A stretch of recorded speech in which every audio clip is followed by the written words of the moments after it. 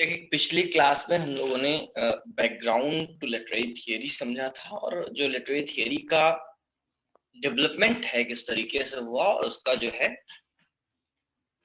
किस किस समय में कैसे डेवलपमेंट हुआ, इसके विषय में हम लोगों ने देखा था। तो आज हम लोग थियरी स्टार्ट करेंगे न्यू क्रिटिसिज्म से। ठीक है, तो न्यू क्रिटिसिज्म बेसिकली जैसे हमने बताया कि इसकी जो बिगिनिंग थी वो एक तरीके से क्रिटिकल ग्रुप है, ये एक तरीके का। ठीक है, बेसिकली थियरी नहीं है, बट थियरी के डेवलपमेंट में इसका पार्ट है। इसको हम एज प्रिफेसिंग थियरी के रूप में समझ सकते हैं। तो इसका पहला पॉइंट लिखिएगा,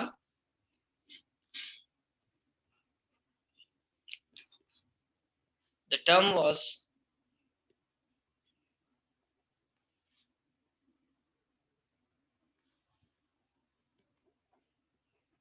was taken from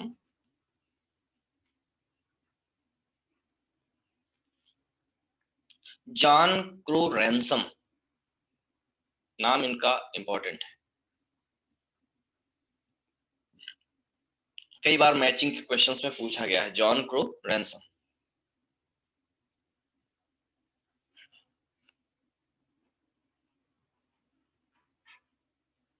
John Crowe Ransom's is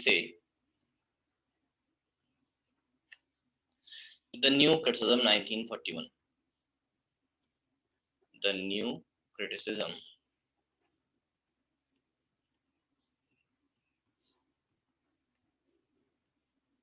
1941। इनका ऐसे 1941 में पब्लिश हुआ था। इसका टाइटल था द न्यू क्रिटिसिज्म। ठीक है, तो यहीं से जो टर्म है, जो फ्रेज है न्यू क्रिटिसिज्म, वो लिया गया। पहला यूज किसका था? जॉन क्रो रैनसम का। और जॉन क्रो रैनसम का एज न्यू क्रिटिक के रूप में इनका नाम विशेष रूप से याद रखना है, कई बार एग्जाम में पूछा गया है, मैचिंग में पूछा गया है, और भी तरीके से पूछा गया है। नेक्स्ट पॉइंट पर हम बढ़ते हैं। ये किस टाइप का मूवमेंट है? Is a formalistic movement. formalistic movement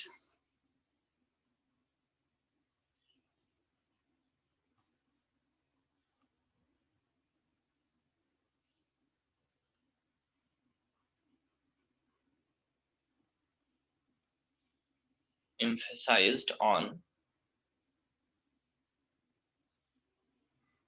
close reading। ध्यान में रखना है, क्लोज रीडिंग का जो कॉन्सेप्ट निकला वो न्यू क्रिटिसिज्म से ही डेवलप होकर के आगे थियरी में गया है, टेक्स्ट बेस्ड जो थियरीज हैं उनमें गया है।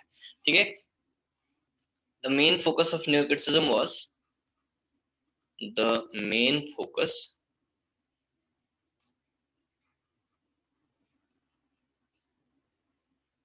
Of new criticism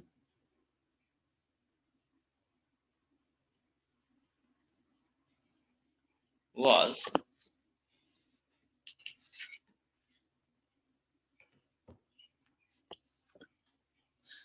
on poetry।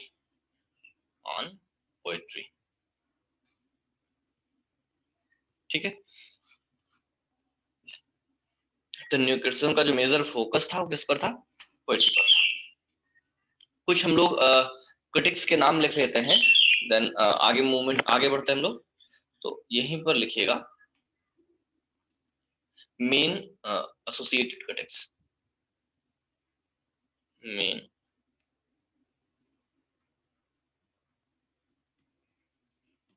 Associated critics.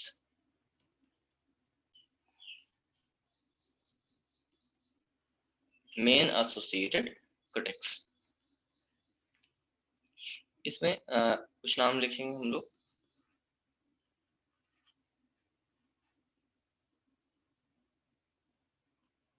First name लिखिएगा Clint Brooks.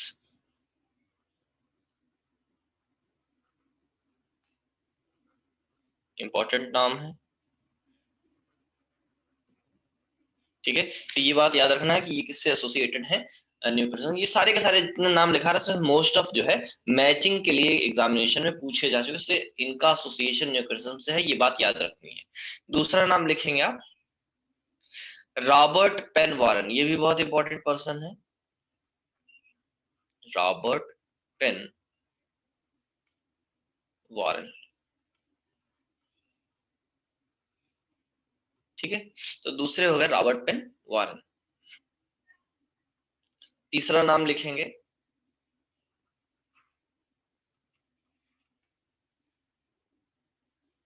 William विमसॉट।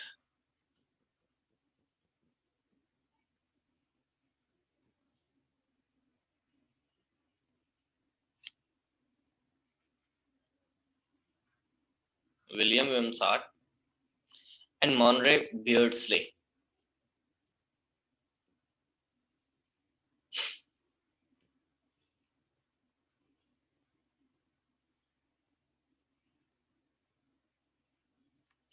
मॉनरे बियर्डस्ले।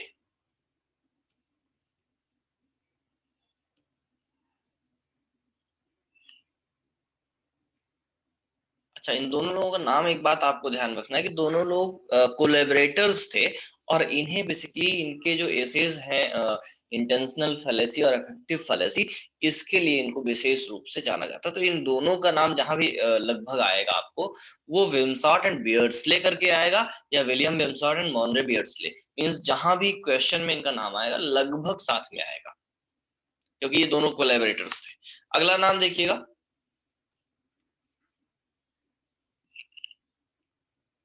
RP Blackmore.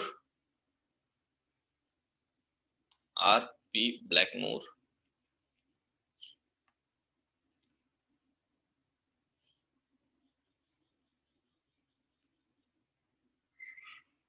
ठीक है, RP Blackmore.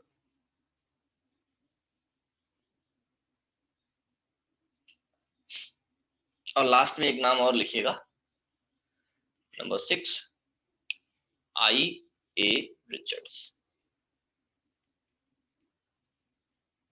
Important person. Clear, इनके विषय में हम लोग पहले पढ़ चुके हैं।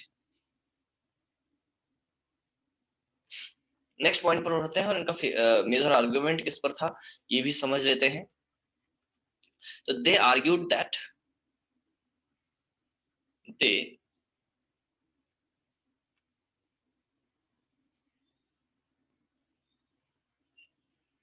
argued that the author's intention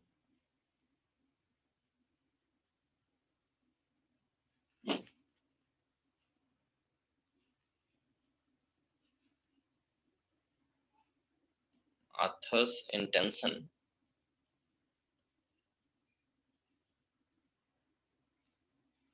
behind a work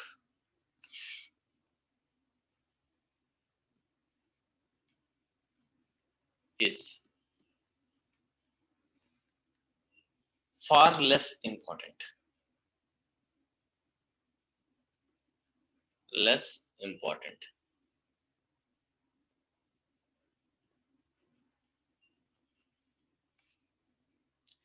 than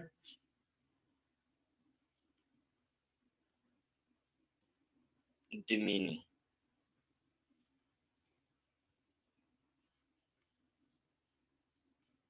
generated by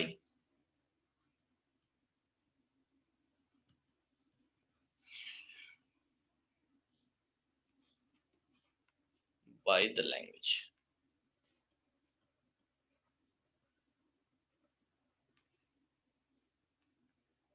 style, and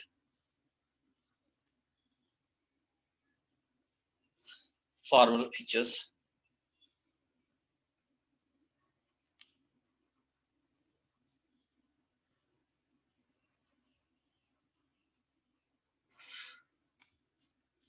of the text।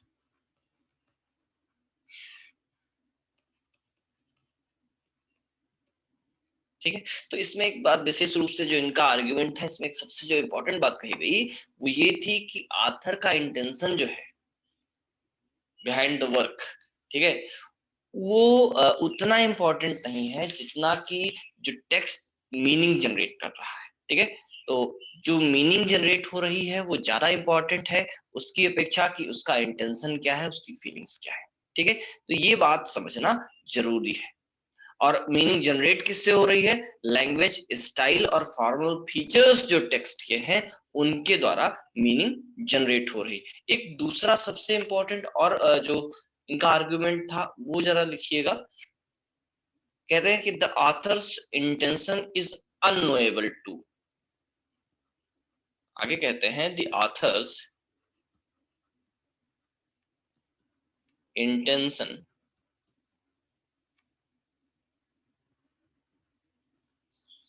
is unknowable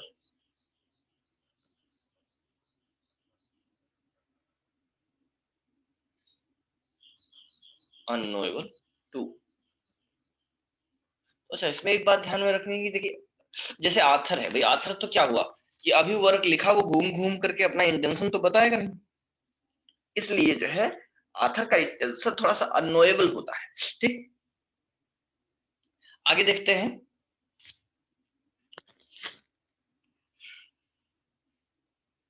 there is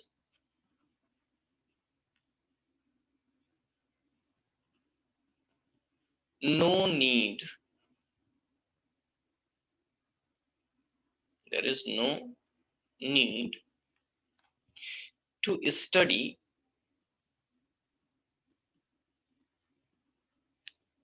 author's biography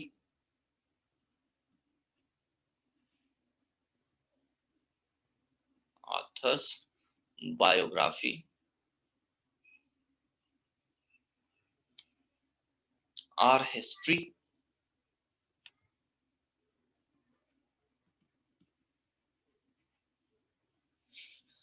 to understand a text, to understand a text। ठीक है, तो बात समझ में आ गई। इसमें देखिए पहली बात कही इन्होंने कि किसी भी वर्क में जो ऑथर का इंटेंशन है उसकी अपेक्षा मीनिंग जो है ज्यादा इंपॉर्टेंट है। Meaning, authors intention in a text, in writing a text is far less important than meaning generated by the text and the style and the language and all other features। ठीक है, दूसरी बात इन्होंने कह दी कि author का जो intention है वो अननोएबल है। ठीक है, और उसको जानने की जरूरत भी नहीं है। क्यों? क्योंकि कह रहे हैं there is no need to study author's biography और हिस्ट्री टू अंडरस्टैंड टेक्स्ट। क्योंकि टेक्स्ट जो है उसको समझने के लिए आथर की हिस्ट्री, बायोग्राफी, डिटेल्स की जरूरत नहीं है। आथर अपने आप में सेल्फ कंटेंटेड, सॉरी टेक्स्ट जो है अपने आप में सेल्फ कंटेंटेड है, उसकी जो मीनिंग है उसी में से निकल सकती है। ठीक है, आगे देखेंगे। अच्छा, यही कॉन्सेप्ट आगे जाकर के डेरिडा कहते हैं there is no outside text. ठीक है, तो उसको हम लोग आगे चलेंगे, आगे समझेंगे। तो यहाँ पर इसका जो है मेन फीचर्स आप समझते चलिए। आगे कह रहे हैं कि the literary text is, the literary text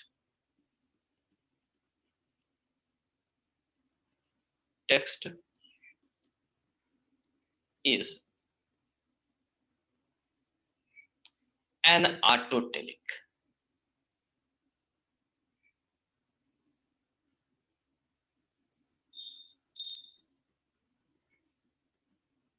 देखिए ऑटोटेलिक का मीनिंग अगर लिखना चाहे तो आप लिख लें सेल्फ कंटेंटेड, मींस जिसको कहीं और कुछ समझने की जरूरत नहीं हो, जिसकी meaning with in the text आपको आसानी से समझ आ जाए, मिल जाए। ठीक है, उसको ऑटोटेलिक कहते हैं। और जो है यहाँ पर जो टेक्स्ट है उसको ऑटोटेलिक माना जाता है। तो यहीं पर लिख लीजिए, इसी बात को थोड़ा सा क्लियर हो जाएगा। द meaning is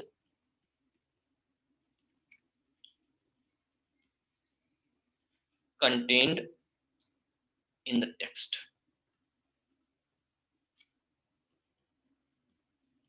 ठीक है, जो टेक्स्ट है उसी में मीनिंग है। मीनिंग उसके बाहर या आथर की बायोग्राफी या आथर की डिटेल में मीनिंग नहीं है। मीनिंग कहाँ है? उसी टेक्स्ट में है। इसलिए क्या है, टेक्स्ट कैसा है? सेल्फ कंटेंटेड है, ऑटोटेलिक है। ठीक है। अच्छा, ऑटोटेलिक भी पूछा गया एग्जाम में, क्वेश्चन पूछा गया था कि new criticism considers text as, ठीक है, then new criticism consider text as autotelic text, ठीक है। तो न्यू क्रिटिक्स के लिए जो टेक्स्ट है वो ऑटोटेलिक है, सेल्फ कंटेंटेड है, क्योंकि वो कहते हैं कि मीनिंग जो है इसी टेक्स्ट में है, ऑथर के विषय में जानने की कोई जरूरत नहीं, रीडर के जो विषय में जानने की जरूरत नहीं है, उस एटमॉस्फेयर के विषय में जानने की जरूरत नहीं है, हिस्ट्री के विषय में जानने की जरूरत नहीं है। जानने की जरूरत कहाँ है, जो लैंग्वेज है, जो टेक्स्ट है, बस उसी के विषय में। आपको ये याद होगा आईए रिचर्ड्स का जो कॉन्सेप्ट था, आईए रिचर्ड्स का जो रिसर्च था, जिसमें उन्होंने एक प्रयोग किया था कि जो है ऑथर से हटा करके, राइटर की डिटेल, पोएट की डिटेल हटा करके उन्होंने पोएट्री जो है अपने स्टूडेंट्स को दी थी, किस लिए, उसको स्टडी करने के लिए, उस पर जो है क्रिटिसिज्म लिखने के लिए, जो कि प्रैक्टिकल क्रिटिसिज्म हुआ। तो ये एक्चुअली प्रैक्टिकल क्रिटिसिज्म की ही प्रैक्टिस है, उसी का डेवलपमेंट है। तो वहां भी टेक्स्ट कैसा था, ऑटोटेलिक हो रहा था, यहाँ भी ऑटोटेलिक है। आगे देखेंगे next point, new criticism.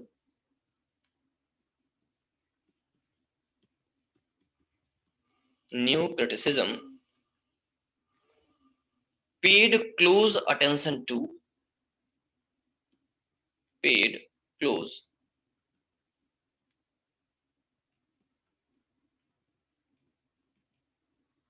attention to the language of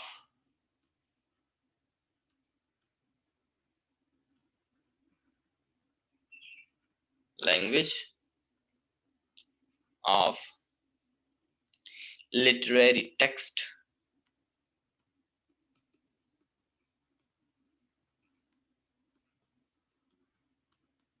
literary text, the form, style, paradox,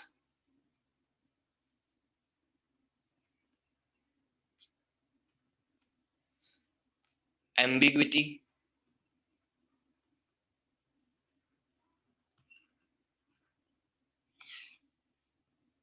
ambiguity से आपको विलियम एम्सन याद आने चाहिए, ठीक है। Ambiguity, image,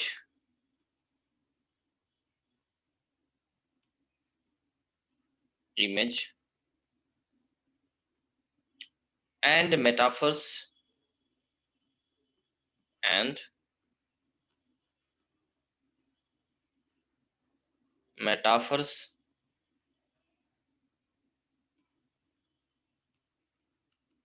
metre, rhythm,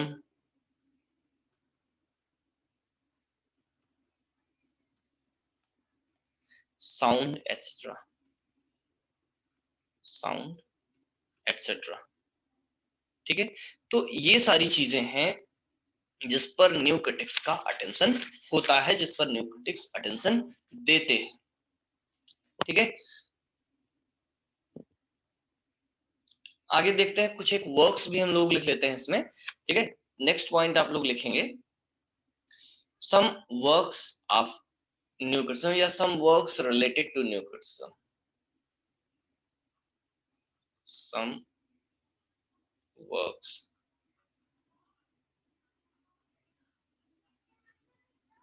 related to new criticism,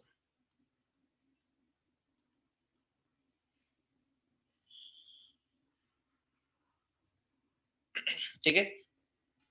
4-5 work हम लोग लिखेंगे, जिसमें कुछ आप पहले भी लिख चुके हैं, 1 2 3 4 एंड 5।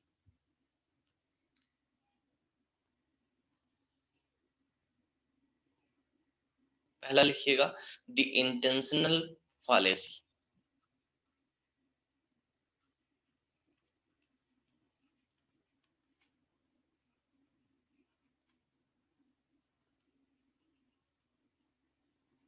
फालेसी, ये 1954 का वर्क है, और क्या है ये, ऐसे है, ठीक है। किसने लिखा है, बाई विलियम विमसाट, एंड बियर्डस्ले, मॉनरे बियर्डस्ले पूरा नाम, ठीक है। तो ये हो गया पहला इंटेंशनल फैलेसी। दूसरा वर्क आप लिखिएगा 7 types of ambiguity, 7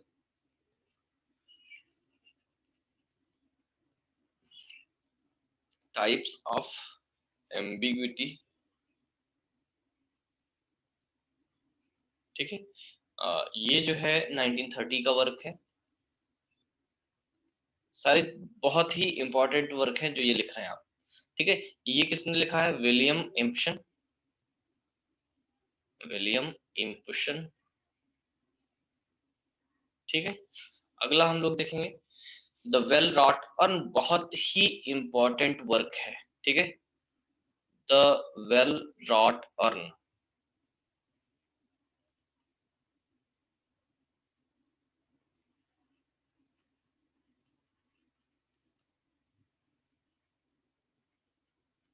well wrought urn, ये 1947 का वर्क है, ठीक है। किसका? क्लिंथ ब्रूक्स का,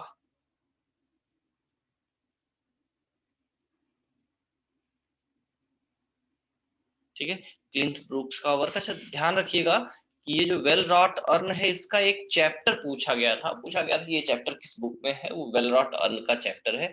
चैप्टर का नाम इस समय मैं भूल रहा हूँ, कल की क्लास में, नेक्स्ट क्लास में मैं इसको जरूर लिखवा दूंगा। तो निश्चित रूप से ये बहुत ही इंपॉर्टेंट वर्क है, ठीक है। इसका अगर थोड़ा बहुत डिटेल आपको और मिल जाए तो आप इसका डिटेल जरूर कर लें। नेक्स्ट लिखिएगा प्रैक्टिकल क्रिटिसिज्म, या फिर हमें मिलता है जितना डिटेल हम अवश्य करा दें। प्रैक्टिकल क्रिटिसिज्म, ठीक है। तो प्रैक्टिकल क्रिटिसिज्म 1929 का वर्क है। 1929 किसने लिखा है आपको पता होगा? I.A. Richards,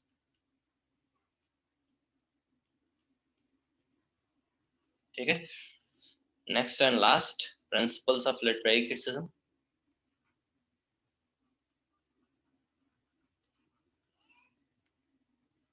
principles of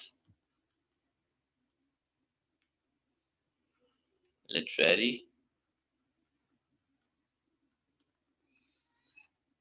criticism, ठीक है। ये कब का था? 1924, ठीक। और इसका भी राइटर कौन है आपको पता है? I.A. रिचर्ड्स, ठीक है। ये जो है इंपॉर्टेंट कुछ वर्क्स हुए और लगभग इतनी चीजें आपको काम भर की डिटेल है जिससे आपका काम चल जाएगा, ठीक है। तो नेक्स्ट हम लोग इसके बाद बात करेंगे स्ट्रक्चरलिज्म की, ठीक है। तो ये इतना लगभग एनफ। अभी एक चीज हमें यहाँ बताना है, वेल रॉट अर्न का वो चैप्टर जो पूछा गया था आपसे एग्जाम में, वो चैप्टर मुझे अभी याद नहीं है, यहाँ मैंने लिखा भी नहीं है, ठीक है। तो हम इस चैप्टर को आपको बता देंगे कल, और उसके बाद हम लोग मूव करेंगे स्ट्रक्चरलिज्म। तो कल हम लोग पढ़ेंगे स्ट्रक्चरलिज्म, ठीक है। तो आज की क्लास हम लोग यहीं पर करते हैं। क्लास थोड़ा सा लेट हो गई, उसका रीजन कुछ डिस्टर्बेंसेस थे, ठीक है।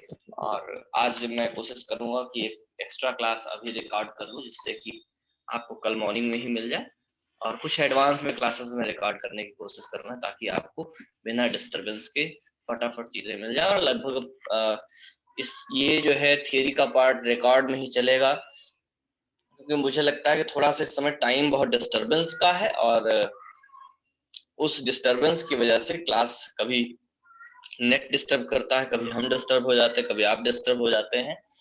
तो इसलिए हम थोड़ा सा इसको रिकॉर्ड में ही रखते हैं। आपका जो भी क्वेश्चन होगा या तो उस वीडियो के नीचे कमेंट में लिख दीजिएगा, या फिर हमको व्हाट्सएप पर कर दीजिएगा, लिख दीजिएगा। हम कमेंट भी चेक करते हैं, व्हाट्सएप पर भी हम चेक करके आपको आंसर जरूर दे देंगे। और एक बार मैं फिर से आपको लिख रहा हूँ कि जैसे आप वीडियो देखते हैं तो आप वहाँ नीचे कुछ भी अपना ऐसा ट्रेस, चाहे नाम लिख दें या कोई कमेंट कर दें, ठीक है। तो हमें ये पता चल जाएगा हाँ किसने किसने देखा, जिससे हमको आइडिया रहेगा हाँ ये आप देख रहे हैं, आपको वीडियो समझ में आ रहा है। तो ये एक अच्छा रहेगा, एक अच्छा कम्युनिकेशन हो जाएगा। तो हम लोग कल से स्टार्ट करेंगे स्ट्रक्चरलिज्म।